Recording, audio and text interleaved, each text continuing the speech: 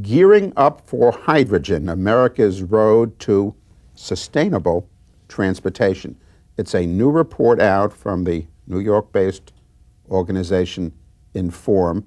Very positive message, Nevin Cohen. What you're saying is that, and your organization is saying, is that goodbye petroleum. Let's head off to hydrogen as a way to propel vehicles. Is it practical now? This may be the last or the next to the last hurrah for oil. Prices will eventually rise, and we'll need to look for substitutes. Not to mention the fact that oil emits carbon when it's burned, and that contributes to global warming. And even the chairman of British Petroleum said global warming is a global problem. It exists. It's a real problem. So we need to look for substitute fuels.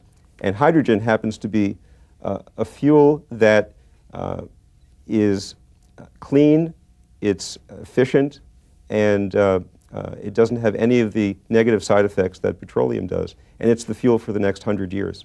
Now, you're talking in this report, and got a lot of study that has been done by Inform on hydrogen, of extracting hydrogen, so to speak, from natural gas, and then ultimately getting hydrogen from water, which is, sure enough, very plentiful on this planet. Speak about, well, the pathway to hydrogen as a principal fuel. It might be helpful for the viewers to first understand that we're talking about using hydrogen in something called a fuel cell.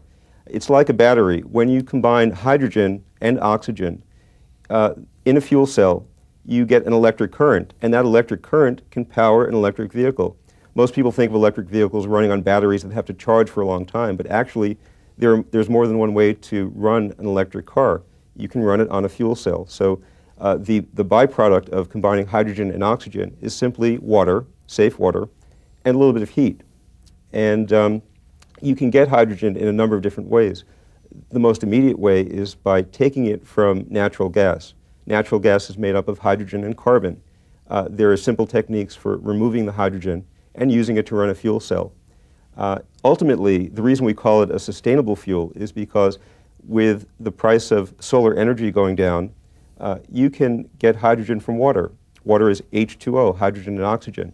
Take away the hydrogen and use it in a car, and you're left with oxygen, and it's a safe and plentiful source of fuel.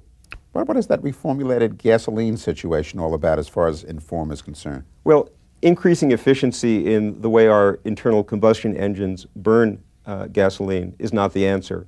I mean, it's good to have higher efficiency vehicles, that's for sure. But to address the issue of global warming, to reduce asthma in urban areas, we need to switch to cleaner fuels. And you mentioned the pathway to hydrogen before. Natural gas is a very, very good fuel that emits 20% less carbon dioxide than gasoline. And it's a cleaner burning fuel, and it can be used here and now as we make the transition to a hydrogen economy. You have in your voluminous literature well, it's several pages concerning pallets. These are these wooden, like you get a refrigerator and it's on a pallet just for shipping and all? Someone once described them as the fruitcake of industry because everybody gets them and nobody can do anything with them. They clog up landfills and they're expensive to get rid of.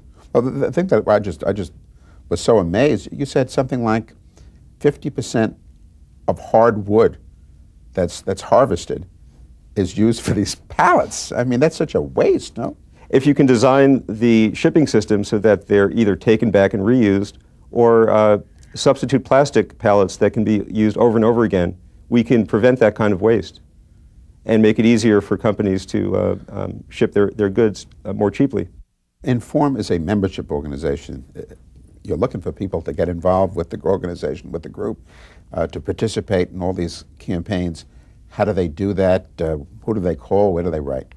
I would encourage all of your viewers who are interested in the kinds of issues we are to log into our website. It's www.informinc.org, or give us a call at 212-361-2400, and we'd be happy to give you our information, tell you what kinds of research that we're doing, and get you involved.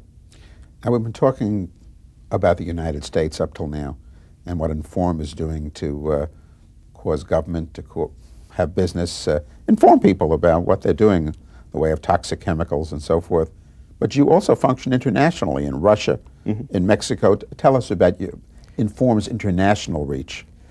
We train citizens on how to get information that they need to make their local environments better. And we have a pollution prevention manual, for example, that's been translated into Russian. And we do trainings around the world in the questions that people need to ask of local plants to make sure that those plants are operating safely and are doing pollution prevention. And our travels have extended to China recently, where we've gone over to study Chinese transportation.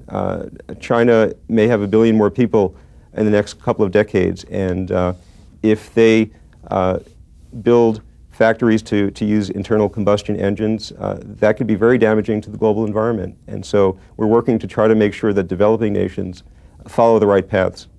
Ned Cohen of Inform. This has been Enviro Close-Up. Thanks for watching.